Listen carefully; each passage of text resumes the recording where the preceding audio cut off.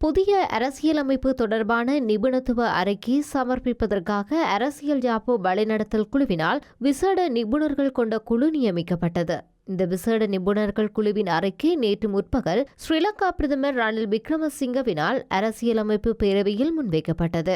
இதன்போது உரையாற்றிய பிரதமர் ரணில் விக்ரமசிங்க புதிய அரசியலமைப்பில் நாட்டை பிளவுபடுத்தும் விடயங்கள் உள்ளதாக மகிந்தவாதிகளினால் முன்வைக்கப்படும் குற்றச்சாட்டை நிராகரித்தார். இந்த நிலையில் புதிய அரசியலமைப்பு வரைவை தடுக்கும் செயற்பாடுகளை ஜனாதிபதி மைத்ரிபால சிறிசேன மறைமுகமாக மேற்கொண்டு வருவதாக தமிழ் தேசிய கூட்டமைப்பின் நாடாளுமன்ற உறுப்பினர் கவிந்திரன் கோடீஸ்வரன் குற்றம் சாட்டினார். அம்பாறை மத்திய முகாம் பிரதேசத்தில் 25 வீட்டு தொகுதிகளுக்கான அடிக்கல் நாட்டும் நிகழ்வில் கலந்து கொண்டு உரையாற்றும் போதே அவர் இந்த விடயத்தை குறிப்பிட்டார்.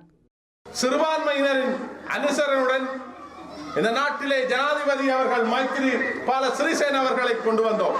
ஆனால் இன்று அந்த ஜனாதிபதி அவர்கள் இந்த புதிய வரைவு சம்பந்தமாக எந்தவித கருத்தையும் வெளியிடாமல் அவரின் கட்சியிலே இருக்கின்ற அந்த உறுப்பினர்களை கொண்டு, அந்த கட்சியிலே இருக்கின்ற பாராளுமன்ற உறுப்பினர்களை கொண்டு, அவரது கட்சியிலே இருக்கின்ற எதிர்க்கட்சி தலைவரான மஹிந்த ராஜபக்சவை கொண்டு அதனை நிராகரிக்கின்ற செயற்பாட்டிலே அவர் ஈடுபடுகின்றார். எப்படி தமிழ் மக்கள் தங்களை ஒருத்து, சிறுபான்மை மக்கள் தங்களை ஒருத்து அவரை ஜனாதிபதியாக கொண்டு வந்தார்கள்.